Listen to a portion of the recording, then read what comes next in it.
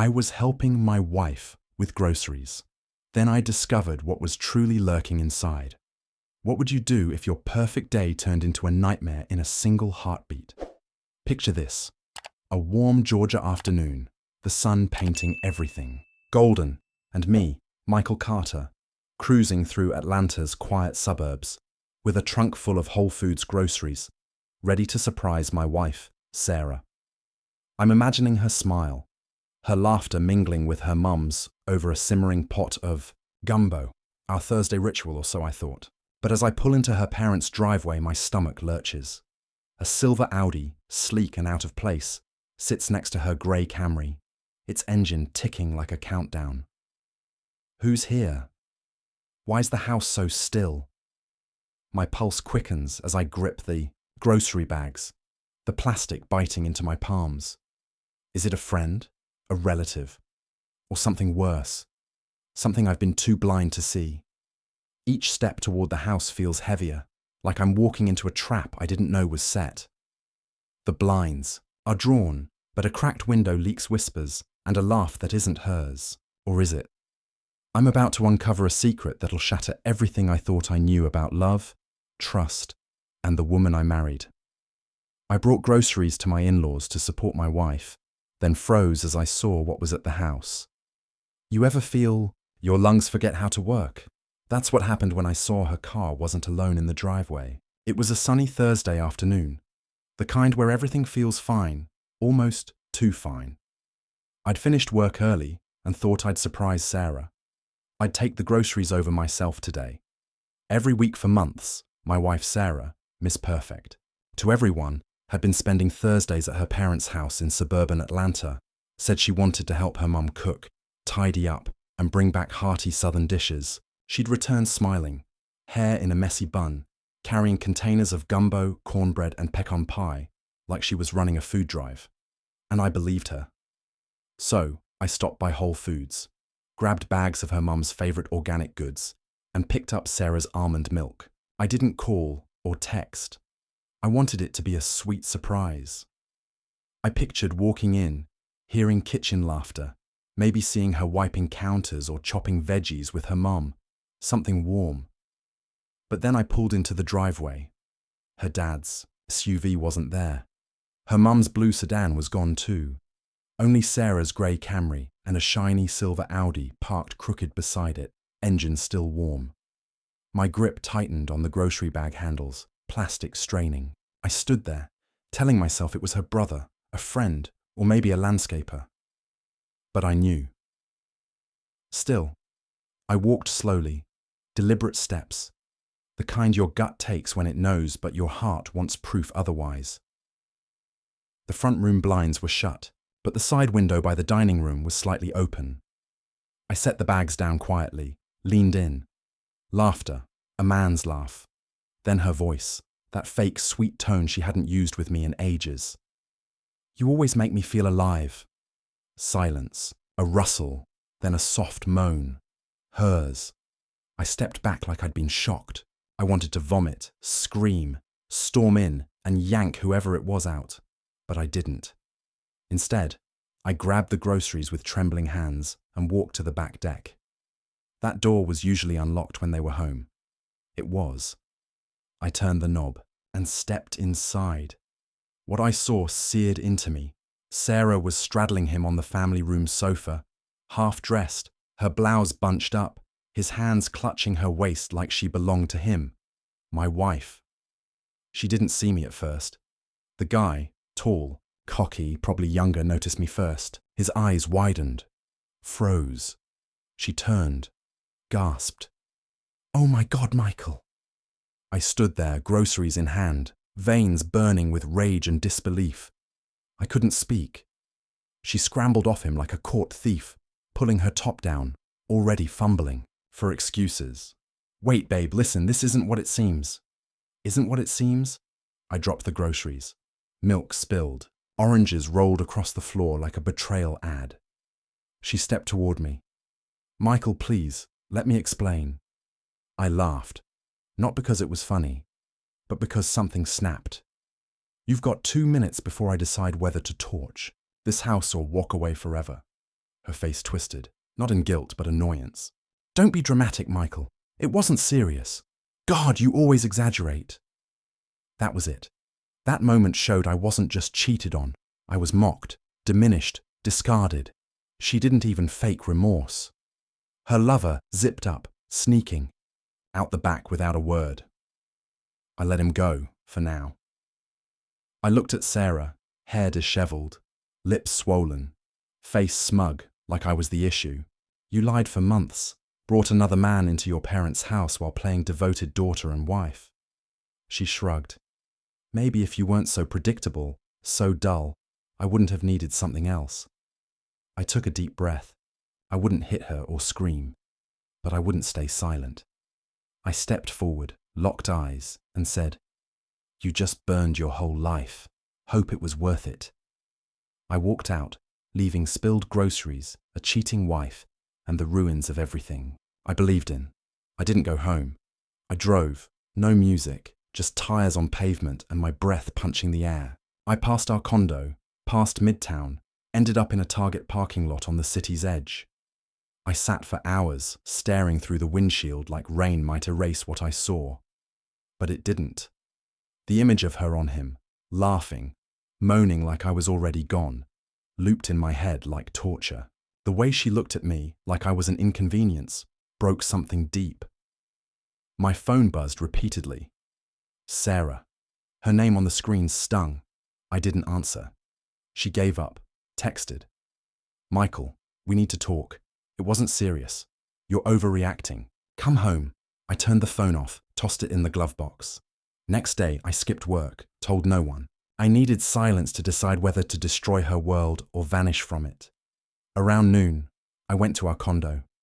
She was outside, on the steps in leggings and the hoodie from our old movie nights, laughing like fools. She stood when she saw me, eyes, puffy, fake tears ready. "Michael." I walked past, opened the door. She followed like we'd fixed this in a sitcom scene. I dropped my keys on the counter. "You have 5 minutes." "Okay, look, I know how it looks." I cut her off. "Sarah, don't insult us both. You planned it, lied every week, used your parents as cover. You loved the deceit." She crossed her arms, scoffed. "I didn't love it, Michael. I needed something different. You're so boring. Work, eat, sleep. You don't see me anymore." "Because I thought we were happy," I said, voice steady. "Because I trusted you." She stepped closer. "Can't we move on? I ended it with him." I laughed. "After I caught you on him in your parents' living room. It wasn't like that." "Save it." She paused, dropped the sweet act. "Maybe this is for the best," she snapped.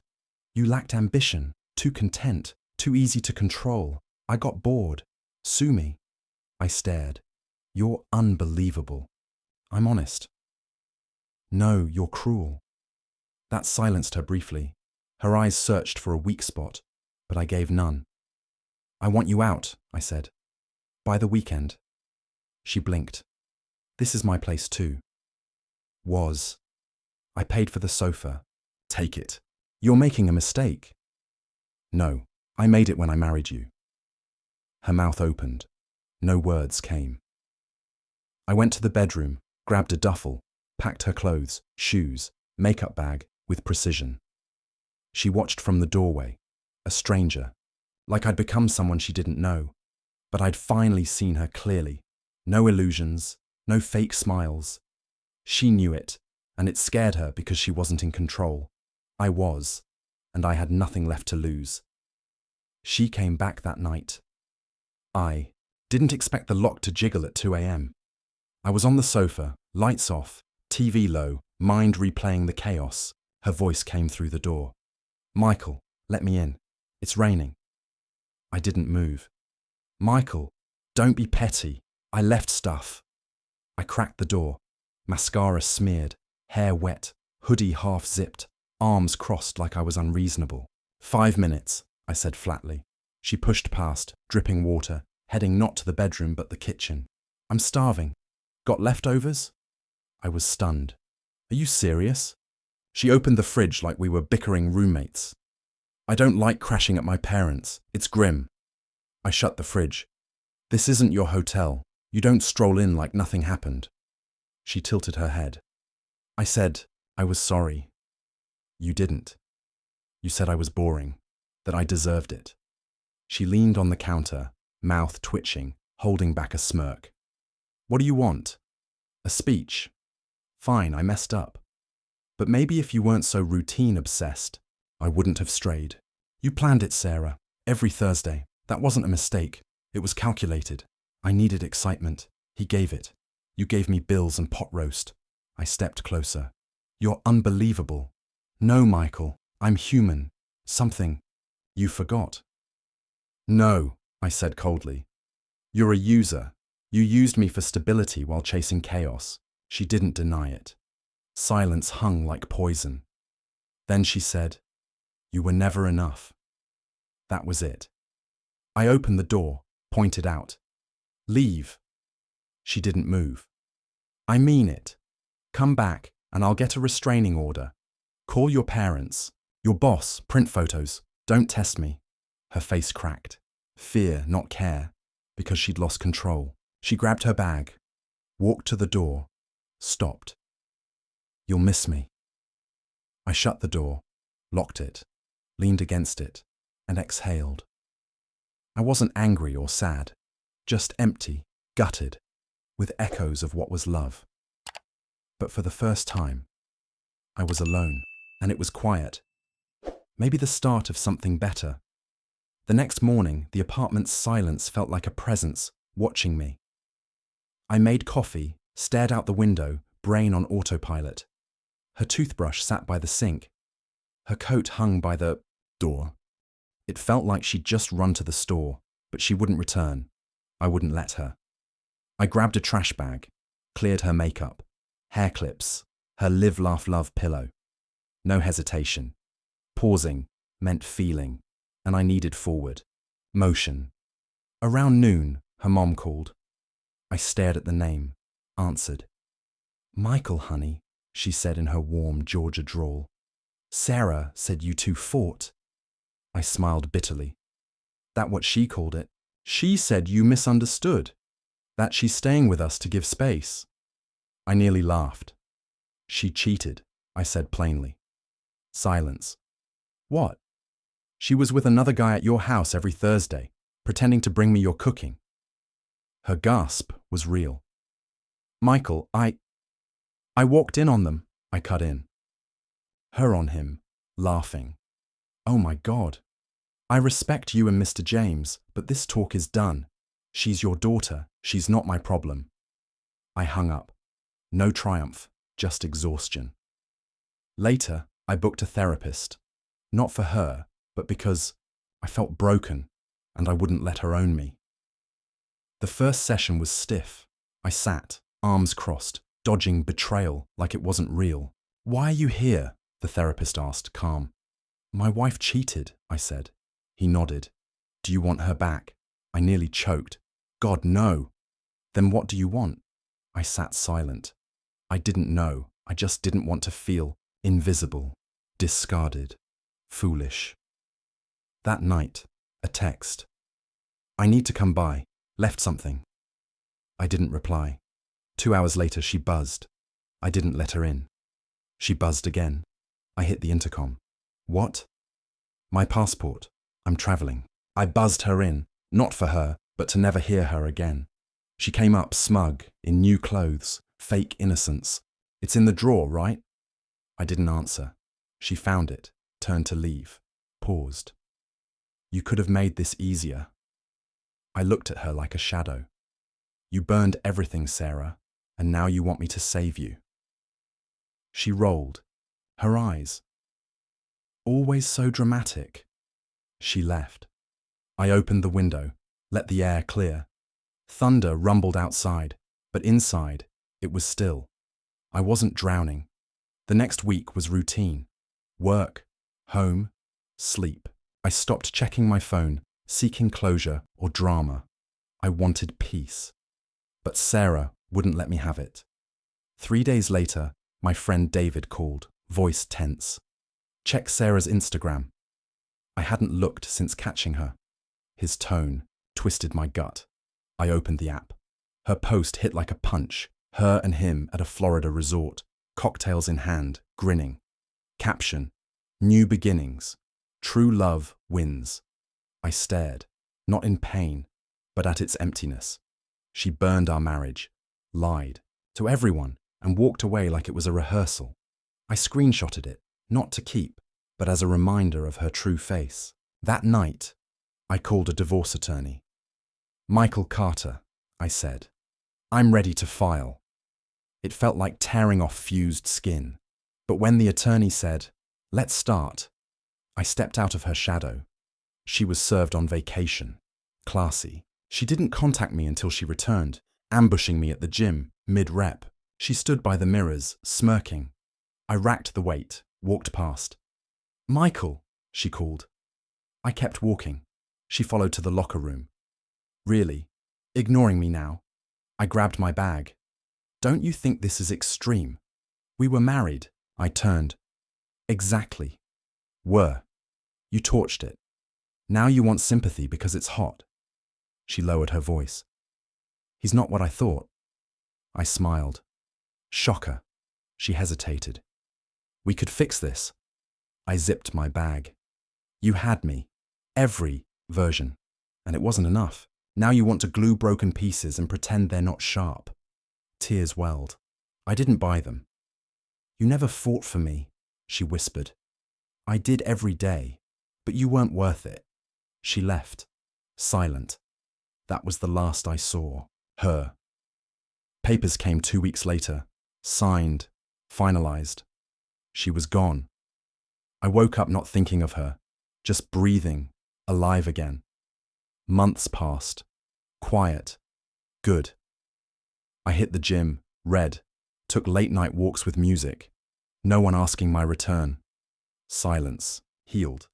Then her email arrived. No subject. I hesitated, opened it. "I don't deserve your time, but I need to say this. I thought I was chasing happiness. I wasn't. I was running from myself. You loved me without a mask, and I punished you. I hurt you, and I carry it daily. I'm not asking for anything. I was wrong." I read it thrice, felt nothing. No anger, no sadness, just distance, like a stranger's note from another life. I didn't reply, didn't need to. I filed it under closure, never reopened. A week later, I saw her mom at Whole Foods. She looked frail. "Michael," she said, smiling oddly. "You look good." "Thanks," I nodded. She hesitated. "I'm sorry." I believed her. "You never looked back," she added. I didn't. "She's struggling." I didn't respond. She wasn't mine to fix. I walked away, not bitter, just done. Peace, loud in its quiet. A year passed. I met Lisa, kind-eyed, no games. She asked what made me laugh, and I laughed truly. She didn't replace anything, became something new, real. Betrayal isn't logical. Don't chase apologies or sense. Walk, heal. Let silence teach you who you are without manipulation. One day, you'll see you don't miss her. You miss who you were before she made you feel less. That man's still there. Let him speak. This ends not with fights or karma, but stillness. Me, on my balcony with coffee, watching dawn hit the skyline, realizing I'm okay. Better. I survived. She didn't take my best parts, though she tried. I thought loyalty, softness, showing up with groceries was gone. But it wasn't. It needed time, space, silence. Now it's back. Stronger, sharper, quieter, louder where it counts. I've got boundaries, self-respect. I don't beg for my worth. I know it. I don't hate her. Don't wish her pain. But I hope she feels the weight. When she tells her story, I hope truth creeps in. That she sees she lost a man who'd have stood by her if she hadn't spat on that love. But that's not my story. Mine's what's next. Mine alone. Here's to the end. Not broken, not bitter, just done. Betrayal doesn't just break your heart, it rewrites your reality, leaving you to navigate a world where trust feels like a foreign language. My journey through Sarah's deception taught me that love, when genuine, is a quiet strength, not a loud performance. I learned that the sting of infidelity isn't just about the act, it's the mockery of your faith, the dismissal of your devotion. Yet, from that wreckage, I unearthed a truth. You don't heal by chasing apologies or clinging to the ruins of what was.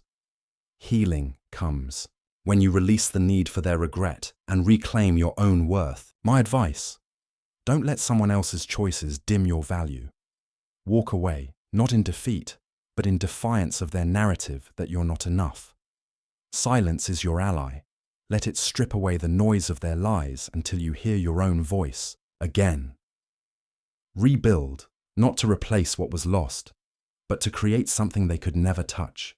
A life rooted in self-respect. For me, meeting Lisa wasn't about filling a void. It was about discovering that joy doesn't need a script from the past.